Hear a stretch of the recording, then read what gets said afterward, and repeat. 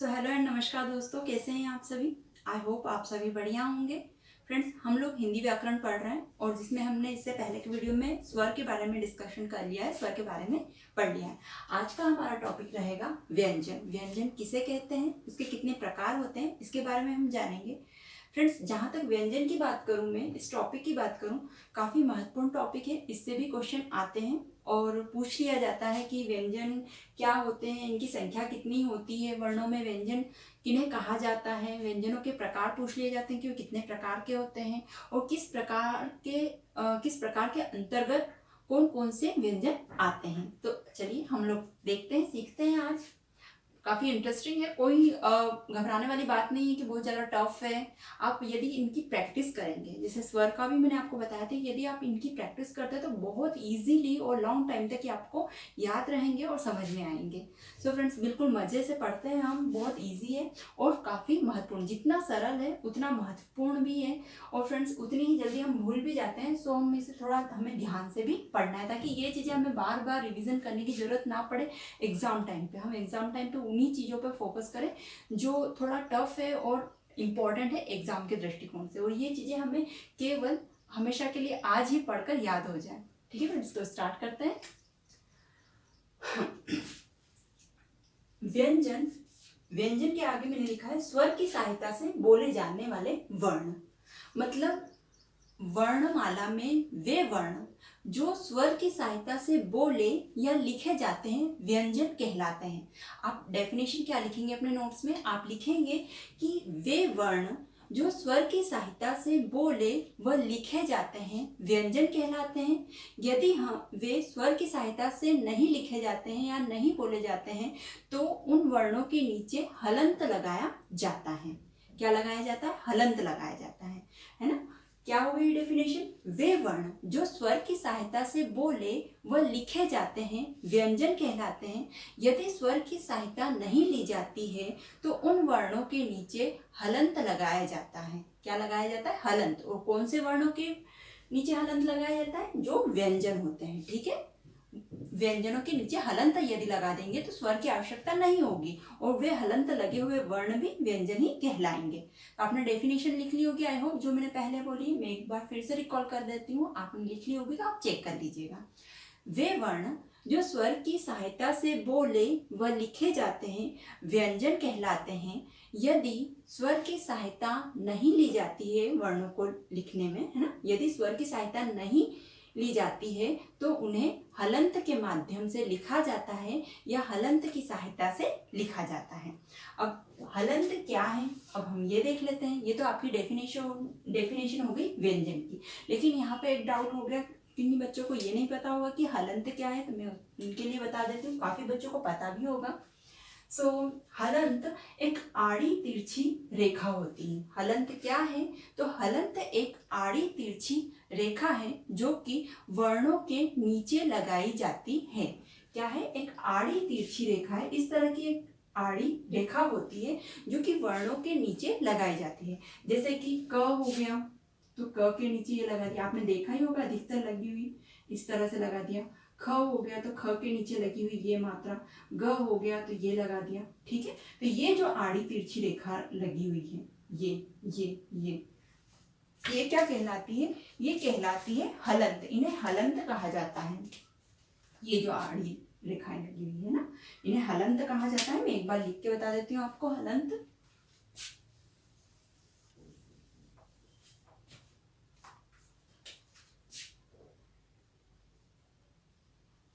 हलंत क्या कहा जाता है? आड़ी तिरछी रेखा, वर्णों के नीचे लगी हुई आड़ी तिरछी रेखा को हलंत कहा जाता है। यदि उन वर्णों के नीचे से हलंत लगे हुए जो वर्ण हैं उनके नीचे से यदि हम हलंत को हटा लें तो उन वर्णों को कैसे लिखा जाएगा?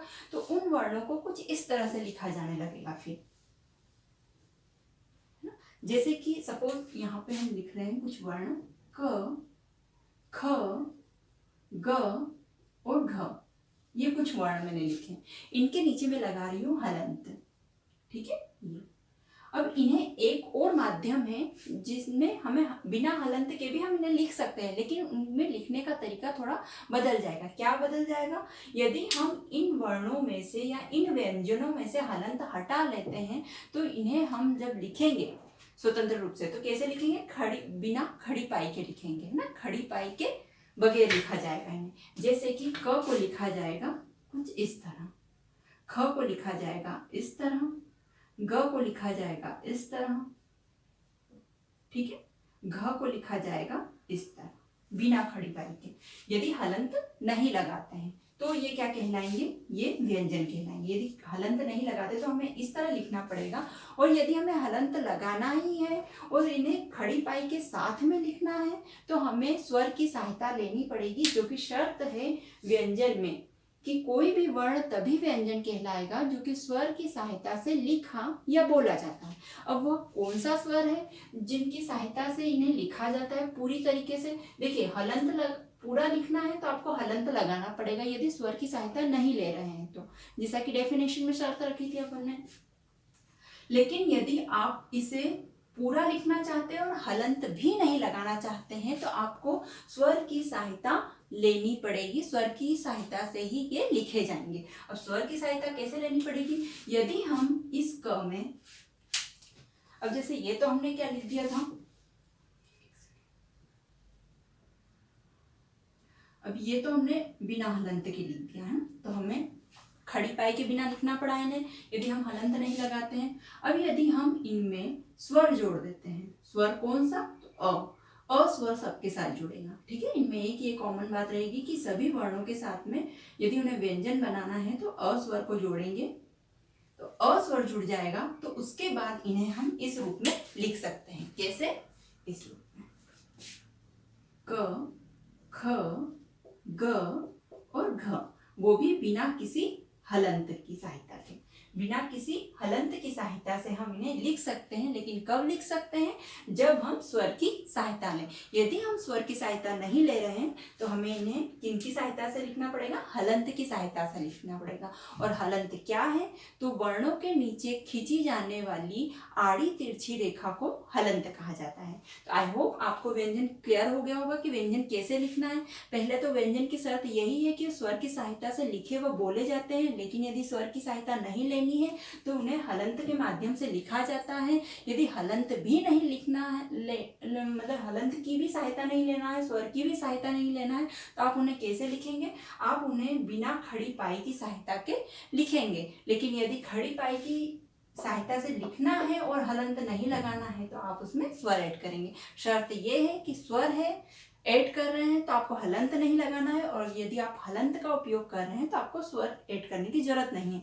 लेकिन यदि आप आधा अक्षर मतलब हलंत की भी सहायता नहीं ले रहे हैं, स्वर की भी सहायता नहीं ले रहे, तो आपको इस तरह से लिखना है, ठीक है। तो ये हो गए आपके व्यंजन की डेफिनेशन। अब हम देख लेते हैं कि व्यंजन कितने होते हैं।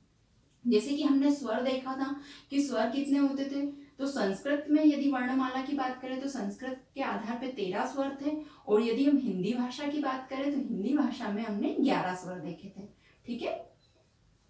अब हम बात कर रहे हैं व्यंजनों की संख्या की। तो व्यंजनों की संख्या कितनी है? व्यंजनों की संख्या 33 है। 33 व्यंजन है। काफी इंपॉर्टेंट है, वेरी वेरी इंपॉर्टेंट पॉइंट है फ्रेंड। पूछा जाता है कि कितने व्यंजन होते हैं, वर्णमाला में व्यंजनों की संख्या कितनी होती है? तो वर्णमाला में व्यंजनों की संख्या 33 होती है, 33 होती है। अब यहाँ व्यंजनों के प्रकार की यदि बात करें तो व्यंजन कितने प्रकार के होते हैं? व्यंजन 4 प्रकार के होते हैं। कितने प्रकार के होते हैं? 4 प्रकार के होते हैं व्यंजन। व्यंजनों का प्रकार की संख्या कितनी होती है? 4 होती है। यदि क्वेश्चन आता है कि व्यंजन कितने प्रकार के होते हैं तो आप लिखेंगे व्यंजन 4 प्रकार के होते हैं। अब हम देख लेते हैं प्रकार कौन कौन से हैं। तो पहला प्रकार है स्पर्श व्यंजन, दूसरा है अंतस्थ व्यंजन, तीसरा है उष्म या संघर्षी व्यंजन, और संयुक्त व्यंजन। अब हम एक एक प्रकार को अच्छे से समझेंगे, देखेंगे, है ना। पहला क्या है? स्पर्श व्यंजन, दूसरा है आपका अंतस्थ व्यंजन, तीसरा है उष्म या संघर्षी व्यंजन, और चौथा है संयुक्त व्यंजन, ठीक है। अब हम एक एक प्रकार को देख लेते हैं। तो सबसे पहला मैंने यहाँ पर लिखा है स्पर्श व्यंजन। स्पर्श व्यंजन क्या है?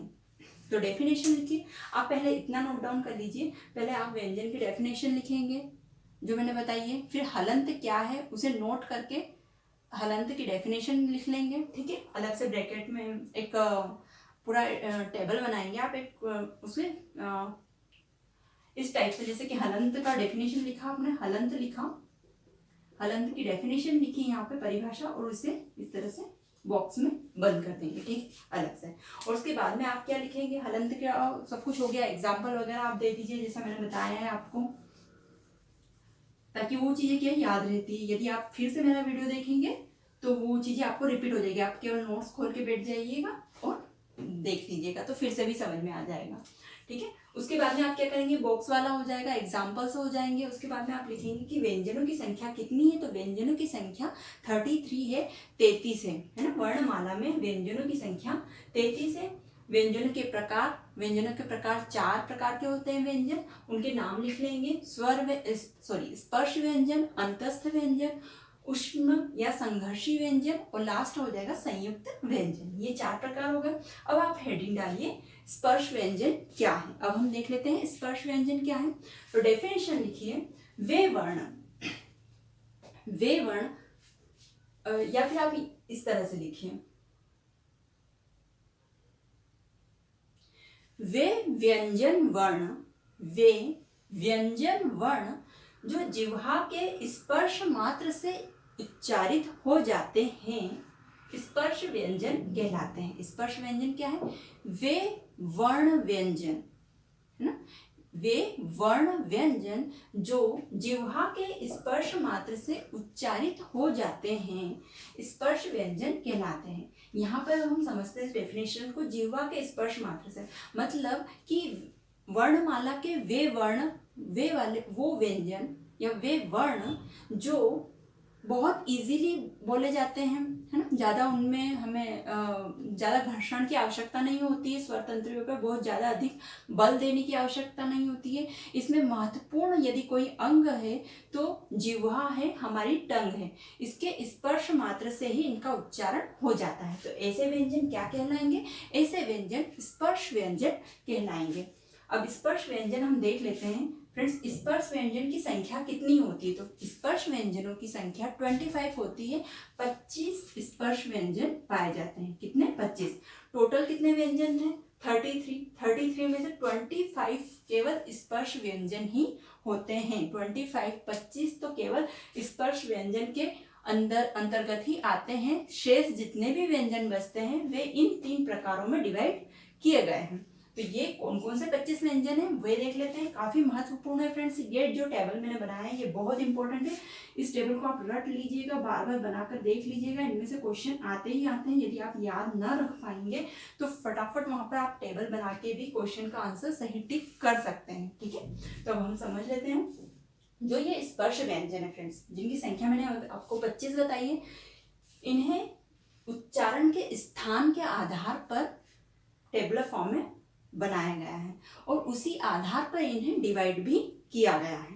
अच्छा, इनके वर्गों के नाम भी बांटे गए हैं। मैं वर्ग के नाम भी बताऊंगी आपको। सबसे पहले हम देख लेते हैं हमने टेबल में क्या क्या लिखा है ना।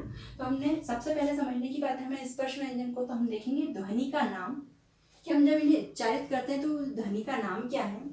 उच्चारण का स्थान सबसे महत्वपूर्ण है, उच्चारण का स्थान कि कौन सा वर्ग किस अंग से उच्चारित हो रहा है ना, कौन सा स्थान है जहां से उनका उच्चारण किया जा रहा है, ये सबसे महत्वपूर्ण है। उसके बाद में हम देख लेंगे कि किस वर्ग के अंतर्गत कौन कौन सा व्यंजन आ रहा है, कौन कौन सा वर्ण आ रहा है। सो फ्रेंड्स, सबसे पहले हम देख लेते हैं ध्वनि का नाम। ध्वनि का नाम कंठ है, या फिर हम सबसे पहले बात करते हैं उच्चारण स्थान की। तो सबसे पहले यहाँ पे लिखा हुआ है कंठ, उच्चारण स्थान कंठ। और ध्वनि का नाम, चूंकि कंठ से वो वर्ण उच्चारित हो रहे हैं तो ध्वनि का नाम क्या रख देंगे हम, कंठ रख देंगे। क्या रख देंगे, कंठ। और कंठ से उच्चारित होने वाले वर्ण कौन से हैं, क, ख, ग, घ, अंग। कौन से, क, ख, ग, घ, अंग। ये जो पहली लाइन है क से अंग तक की, ये जो 5 वर्ण हैं ये आपके स्पर्श व्यंजन के अंतर्गत आते हैं। और इन्हें किस वर्ग में रखा गया है, क्योंकि इसमें क पहला वर्ण है इसलिए इसे क वर्ग कहा जाता है। कौन सा वर्ग कहा जाता है, क वर्ग। तो क वर्ग के जितने भी वर्ण हैं वो किसके अंतर्गत आ रहे हैं? स्पर्श व्यंजन के अंतर्गत ही आते हैं। उच्चारण स्थान इनका क्या हो जाएगा? कंठ से निकलते हैं। जो क वर्ग के वर्ण हैं ये कंठ से निकलते हैं, इनका उच्चारण कंठ से होता है, इसीलिए इनकी ध्वनि का नाम क्या रखा है? कंठ रखा गया है। ठीक है, क वर्ग के जितने भी व्यंजन या जितने भी वर्ण हैं वे कंठ से उच्चारित होते हैं, इसलिए उनका उच्चारण स्थान कंठ है।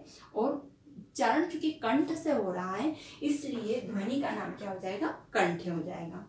उसी तरह जो दूसरा वर्ग है च वाला, चूंकि च से स्टार्ट हो रहा है तो इसे क्या नाम देंगे? च वर्ग नाम देंगे, च वर्ग।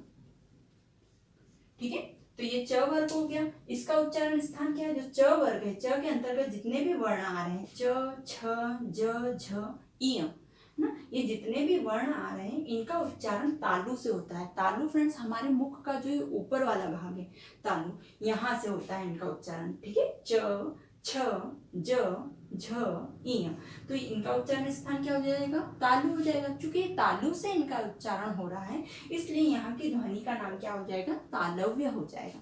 फ्रेंड्स काफी इजी है, जैसे कंठ से उच्चारित हो रहा है तो कंठ्य हो जाएगा, तालु से उच्चारित हो रहा है तो तालव्य हो जाएगा।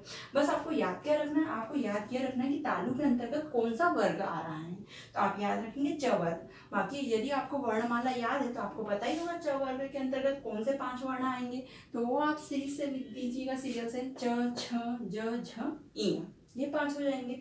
ठीक है, अब नेक्स्ट देखते हैं हम ट, ठ, ड, ढ, ण, ये वाली जो लाइन है, क्योंकि इसमें ट है पहला वर्ण इसलिए इसे क्या नाम दिया गया? ट वर्ग। क्या नाम दिया गया है? ट वर्ग नाम दिया गया है। मैंने यहाँ बनाया नहीं है फ्रेंड्स, यदि आप एक ब्लॉक और इसके पास में बना लेंगे तो वहाँ पे आप वर्ग ऊपर हेडिंग डाल देंगे रेड से वर्ग, और वहाँ पे ये वर्ग भी इनके सामने लिख लीजिएगा, क वर्ग, च वर्ग, ट वर्ग, त वर्ग, प वर्ग, तो और ज़्यादा इजी हो जाएगा आप लोगों के लिए। ठीक है, सो ज़्यादा सीरियस नहीं होते हैं।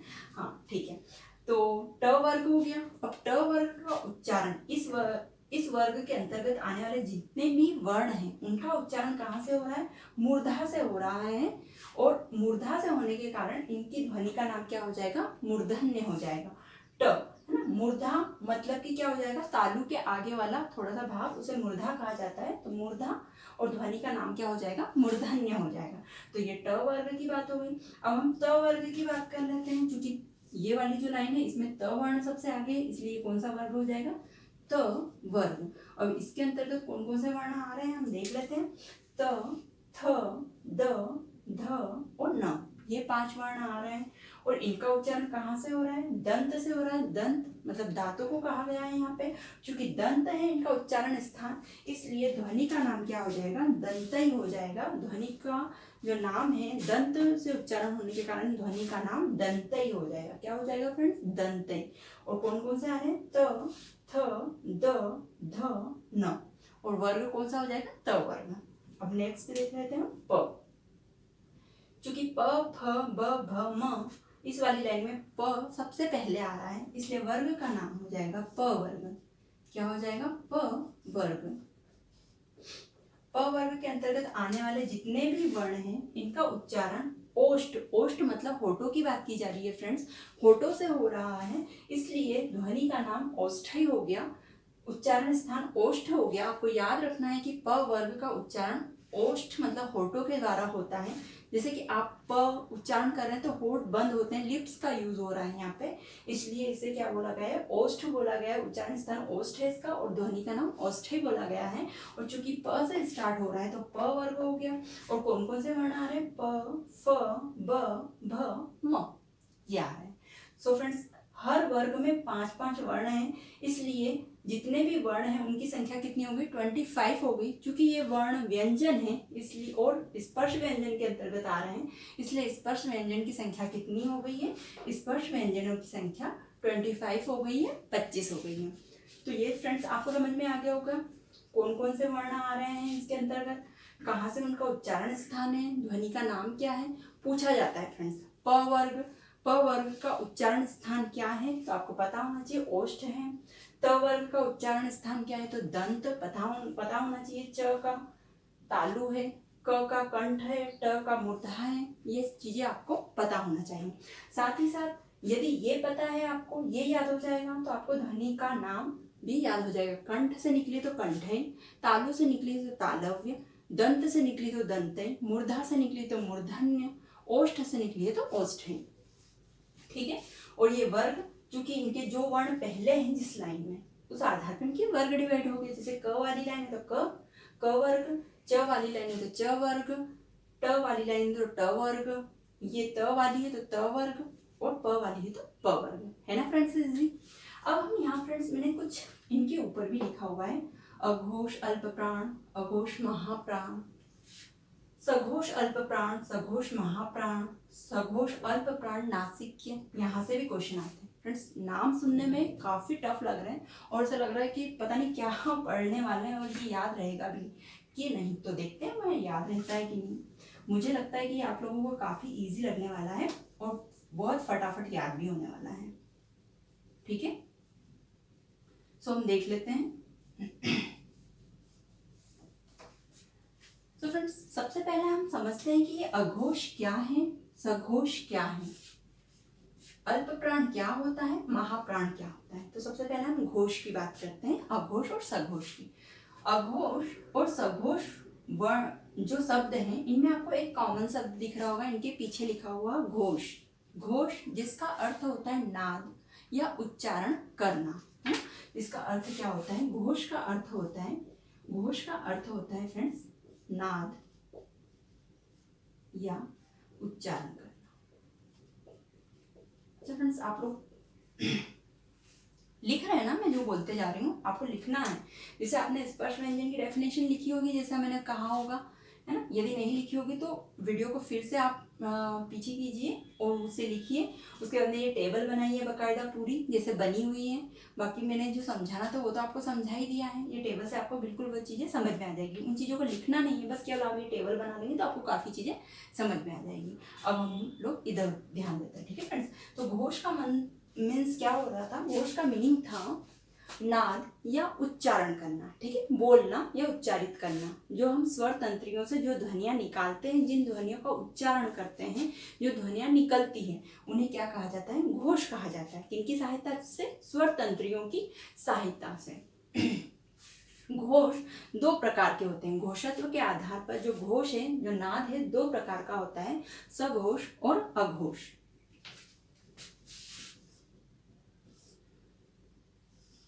देख लेते हैं, दो प्रकार का होता है। तो कौन कौन से प्रकार हैं, अघोष। इसे भी एक ब्लॉक बना के, एक बॉक्स बना के उसमें लिख लीजिएगा, ताकि आपको पता रहे कि घोष क्या है, अल्प प्राण महाप्राण क्या है। यदि इन दैट केस आप भूल जाते हैं ये सब चीजें, तो आपको वो उस बॉक्स में देख के फट से याद आ जाएगा वो चीजें, है ना। तो अघोष और सघोष। तो यहाँ पे जो अघोष है, अघोष फ्रेंड्स, इससे शब्द से ही आपको पता चल रहा होगा, घोष मतलब नाद होता है और उसके आगे अ लग गया मतलब वहां पे उच्चारण नहीं हो पा रहा है, स्वर तंत्रियों से उस ध्वनि का उच्चारण नहीं हो पा रहा। तो वे ध्वनियां जिनका उच्चारण स्वर तंत्रियों से नहीं होता है या फिर स्वर तंत्रियों में घर्षण नहीं होता है उनके उच्चारण के समय पे, वे अघोष के अंतर्गत आते हैं, है ना। स्वर तंत्रियों में क्या एक झनकार उत्पन्न नहीं होती है ना। वो वे वर्ण किसके अंतर्गत आ जाएंगे, अघोष के अंतर्गत आ जाएंगे। लेकिन वे वर्ण जिन्हें जब या फिर वे वर्ण ना बोले, वे ध्वनियां लिखिए, अघोष में आप लिखेंगे वे ध्वनियां जिनके उच्चारण में स्वर तंत्रियों में झनकार उत्पन्न नहीं होती है, अघोष के अंतर्गत आती है। ठीक है, और वे ध्वनियां जिनके उच्चारण में स्वर तंत्रियों में झनकार उत्पन्न होती है और हकार का अनुभव होता है या हकार का उच्चारण होता है, सघोष के अंतर्गत आती हैं वे ध्वनियां, है ना। हकार का, अभी मैं बताती हूँ हकार क्या होता है, पहले आप ये लिख लीजिएगा। अघोष क्या है, वे ध्वनियां जिनके उच्चारण में स्वर तंत्रियों से झनकार उत्पन्न नहीं होती है, अघोष कहलाती है। और वे ध्वनियां जिनके उच्चारण में स्वर तंत्रियों से झनकार उत्पन्न होती है और हकार की का उच्चारण होता है, वे किसके अंतर्गत आते हैं, स्वघोष के अंतर्गत आती हैं वे ध्वनियां। ठीक है फ्रेंड्स, अब हम यहाँ देखते हैं यहाँ पे मैंने क और ख, क वर्ग की यदि बात करें, क और ख, यदि च वर्ग की बात करें तो च और छ, ट वर्ग की बात करें तो ट और ठ, त वर्ग में त और थ, प और फ, प वर्ग के अंतर्गत। मतलब हर वर्ग में पहला और दूसरा वर्ण अघोष के अंतर्गत लिखा गया है, अघोष के अंतर्गत आया है, ठीक है। और बाकी के जितने भी वर्ण आते हैं, कौन कौन सा, तीसरा, चौथा और पांचवा, किसी भी वर्ग का पहला और दूसरा वर्ण अघोष कहलाता है और तीसरा, चौथा और पांचवा वर्ण क्या कहलाता है, देख लीजिए। हर वर्ग का तीसरा, चौथा, पांचवा वर्ण सघोष के अंतर्गत आता है। क्यों आता है?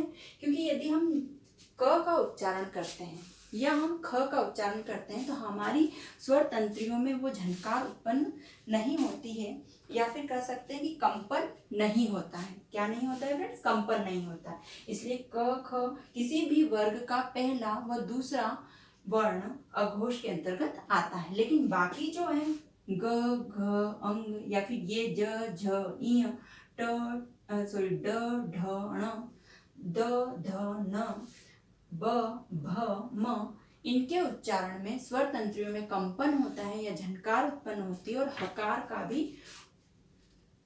हकार की भी उत्पत्ति होती है, हकार का भी उच्चारण होता है। जैसे कि यदि हम लिखते हैं घ, तो घ बोलने में ही एक घर्षण आता है, या हम बोलते हैं ढ या बोलते हैं ड, तो एक कंपन उत्पन्न होता है मेरी स्वर तंत्रियों में बोलने में, ठीक है। ड, ढ, है ना। और ढ, ढ बोलते हैं। यदि आप ढ को लिखेंगे ना फ्रेंड्स, तो डी एच करके इंग्लिश में लिखेंगे इस तरीके से, तो ये जो एच आ रहा है यही हकार है फ्रेंड्स, ना। हिंदी में ये इतना मालूम नहीं पड़ रहा है, लेकिन ऐसे आप लिखोगे, ध लिखोगे तो ध को आप कैसे लिखोगे, ध का भी उच्चारण ऐसे ही होता है, एंच लगता है। जब भ लिखोगे तो भी आप एंच लगाएंगे पीछे। तो ये जो एंच लग रहा है ना फ्रेंड्स, इंग्लिश में जो उच्चारण करते हैं, तो पता चलता है हमें कि यहाँ पे हकार उत्पन्न हो रहा है, इसलिए इन्हें सघोष के अंतर्गत रखा गया है। क्योंकि स्वर तंत्रियों में कंपन के साथ में हकार भी उत्पन्न होता है, तो ये वाली जो लाइन, इनमें हकार उत्पन्न हो रहा है, यहाँ पे भी स्वर तंत्रियों में कंपन आ रहा है, इसलिए सघोष के अंतर्गत। यहाँ कंपन और हकार दोनों आ रहा है, इसलिए सघोष के अंतर्गत है। और यहाँ पर भी कंपन हो रहा है, इसलिए सघोष के अंतर्गत है। और यहाँ पर इन वर्णों के उच्चारण में स्वर तंत्रियों में कंपन नहीं हो रहा है, इसलिए ये किसके अंतर्गत है, अघोष के अंतर्गत है, ठीक है। आई होप आपको सघोष और अघोष समझ में आ गया होगा। अब हम जल्दी से महाप्राण और अल्प प्राण की बात कर लेते हैं। ओहो,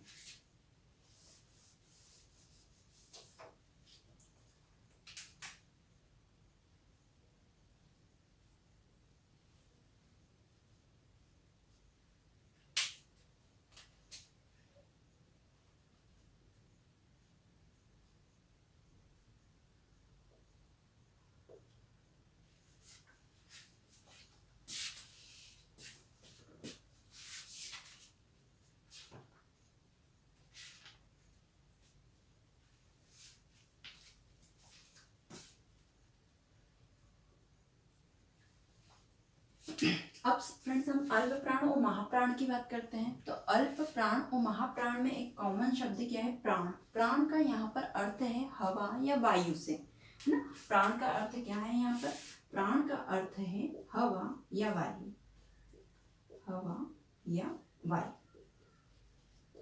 सो फ्रेंड्स, प्राणत्व के आधार पर हमने प्राण को या हवा वर्णों को या व्यंजनों को दो भागों में बांटा है।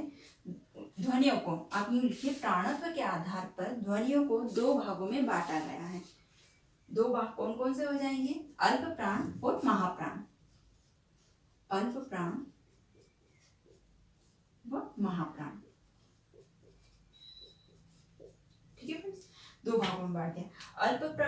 अल्प प्राण वे ध्वनियां जिनके उच्चारण में मुख से हवा ज्यादा नहीं निकलती है, मतलब बिल्कुल कम निकलती है या ना के बराबर निकलती है, वे अल्प प्राण के अंतर्गत आ जाएंगे, वे वर्ण या वे ध्वनियां। और वे ध्वनियां जिनके उच्चारण के समय मुख से जो हवा निकलती है ना, अपने मुख से जो हवा निकलती है उसकी मात्रा अधिक होती है, तो वो क्या, वे ध्वनियां किसके अंतर्गत आ जाएगी, महाप्राण के अंतर्गत आ जाएगी, है ना। वे ध्वनियाँ जिनके उच्चारण में मुख से ध्वनि बहुत कम या ना के बराबर निकलती है, अल्प प्राण।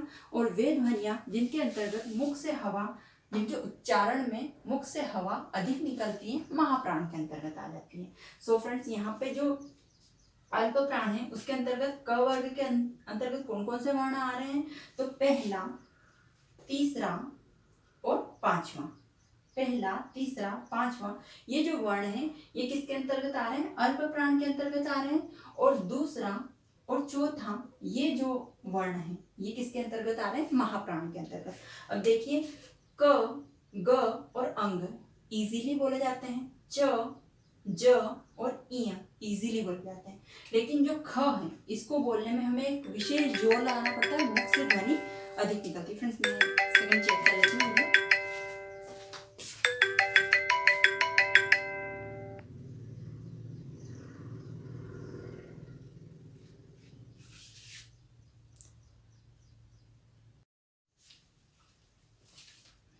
सो फ्रेंड्स, थोड़ी सी मिस्टेक हो, मतलब थोड़ा प्रॉब्लम हो गया था। अब हम आगे देख लेते हैं। हम क्या देख लेते हैं? अल्प प्राण और महाप्राण। आपको समझ में आ गया होगा कि या तो फिर आप ऐसे भी याद कर सकते हैं फ्रेंड्स कि जितने भी ऑड नंबर है ना, जैसे कि 1, 3 और 5 वाला हो गया, ये सारे किसके अंतर्गत आ जाएंगे? ये आपके आ जाएंगे अल्प प्राण के अंतर्गत। और महाप्राण के अंतर्गत आ जाएगा दूसरा वाला, मतलब कि इवन नंबर जो है, जो दूसरा वाला और चौथा वाला है, ये महाप्राण के अंतर्गत आ जाएंगे। या फिर फ्रेंड्स, काफ़ी इजी है, आप उच्चारण के तौर पे ही देख लीजिए। ख और घ बोलने जो उच्चारित की जा रही है, इनकी ध्वनियाँ जो उच्चारित की जा रही है, इसमें मुख से ध्वनि अधिक मात्रा में निकलती है और थोड़ा एक जोर भी लगाना पड़ता है हमें। ख, घ, इसमें मुख से ध्वनि अधिक मात्रा में निकल रही अपेक्षाकृत इनके। ठीक है। सो ये महाप्राण में आ गए। और जो ये इजीली बोले जा रहे हैं, जिनमें मुख से ध्वनियाँ कम निकल रही है, ना के बराबर निकल रही है, तो वे अल्प प्राण के अंतर्गत आ जाएंगे। ठीक है फ्रेंड्स, आई होप आपको समझ में आ गया होगा प्राणत्व के आधार पर। अब हम देख लेते हैं फ्रेंड्स, एक यहाँ जो ये लास्ट वाले हैं, यहाँ पे सघोष अल्प प्राण तो लिखा है, साथ में नासिक्य भी लिखा है। तो नासिक्य से क्या मतलब हो जाएगा? नासिक्य से मतलब हो जाएगा कि नाक की सहायता से भी बोले जाते हैं, जैसे कि अंग, इय, ण, न, म, इनके उच्चारण में नाक की भी सहायता ली जाती है, नाक से भी हवा निकलती है, इसलिए इसे क्या कहा गया है? सघोष अल्प प्राण नासिक्य। तो ये तो काफी इजी हो जाएगा पहचानना फ्रेंड्स की नासिक्य से जो लास्ट वाले हो रहे जितने भी वर्ग हैं, उनके जो लास्ट वर्ण आ रहे हैं, ये सारे सघोष अल्प प्राण नासिक्य कहलाएंगे। ठीक है फ्रेंड्स, फिर टेबल को अच्छे से रीड कर लीजिए, अच्छे से पढ़ लीजिए, बनाकर देख लीजिएगा, बहुत इजी है। 2-4 बार बनाने पर ही आपको बहुत इजी से याद हो जाएगा। जितना मैंने आपको इसके संबंध में अभी पढ़ाया है, ये सब कुछ आपको बस केवल इस टेबल को याद करने मात्र से याद हो जाएगा, कोई डिफिकल्ट नहीं है। सो हम आगे बढ़ते हैं फ्रेंड्स। अब दूसरा प्रकार देखते हैं, अंतस्थ व्यंजन। अंतस्थ व्यंजन के अंतर्गत वे वर्ण आते हैं जिनके उच्चारण में वायु मुख में घुमड़ कर बाहर निकलती है। कैसे निकलती है वायु? मुख में घुमड़ कर बाहर निकलती है, वे अंतस्थ व्यंजन कहलाते हैं। कितने होते हैं अंतस्थ व्यंजन? तो अंतस्थ व्यंजनों की संख्या 4 होती है, य, र, ल, व। फ्रेंड्स, यहाँ पर मैंने इन व्यंजनों के नीचे हलंत लगाया है। हलंत लगाया मतलब यहाँ मैंने स्वर की सहायता नहीं ली है इन्हें लिखने में। ये आपको समझ में आना चाहिए ना, कॉमन बात हो गई। हमने यहाँ पे अच्छे से डिस्कशन कर लिया, डिटेल से समझ लिए चीजें। तो क्या है अंतस्थ व्यंजन? वे वर्ण जिनके उच्चारण में वायु मुख में घुमड़ कर बाहर निकलती है, अंतस्थ व्यंजन कहलाते हैं। याद रखना है कितने हैं? 4 हैं। और कौन कौन से? य, र, ल, व। आपको पता होना चाहिए य, र, ल, व, ये जो 4 वर्ण हैं, ये जो 4 व्यंजन है, ये अंतस्थ व्यंजन के अंतर्गत आते हैं। नेक्स्ट है उष्म व्यंजन। वे वर्ण जिनके उच्चारण में वायु घर्षण करते हुए बाहर निकलती है। वायु में क्या होता है? घर्षण होता है, कहीं ना कहीं एक दरदरा खुरदरापन आता है उनकी ध्वनियों को उत्पन्न कर। श, श, स, ह, घर्षण हो रहा है, उष्म व्यंजन है, थोड़ा गर्माहट आ रही है उन्हें बोलने में, तो क्या हो जाए? या संघर्ष करना पड़ रहा है, इसलिए से उष्म को क्या बोला गया है? संघर्षी व्यंजन भी कहा गया है, इसीलिए है ना, थोड़ा संघर्ष करना पड़ रहा है, वायु घर्षण के साथ बाहर निकलती है।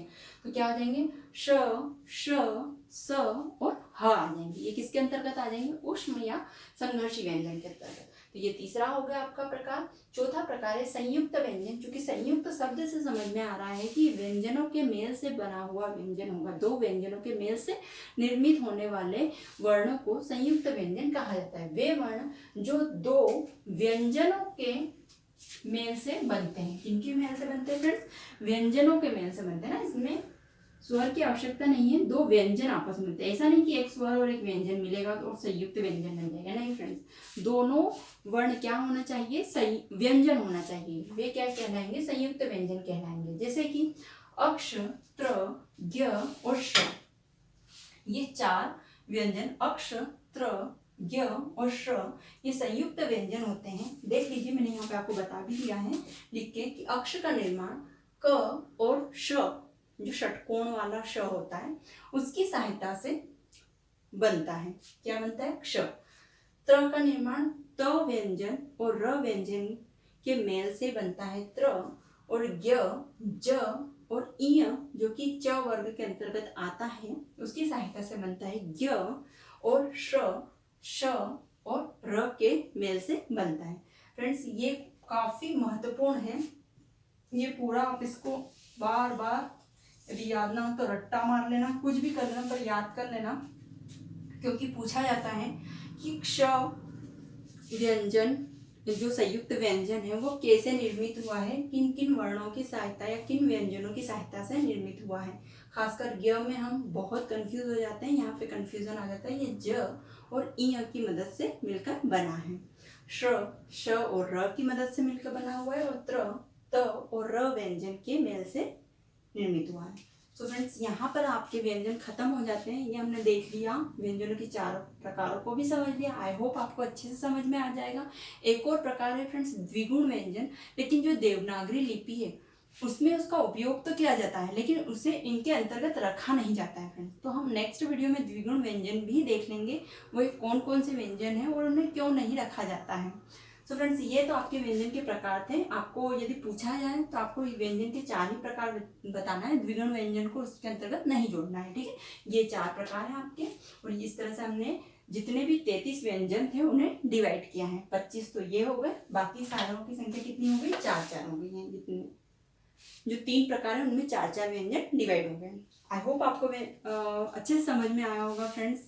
और वीडियो को बढ़िया से आप देख लीजिएगा, नोट्स बना लीजिएगा, समझ लीजिएगा और अच्छे से अपनी तैयारी को कंटिन्यू रखिएगा।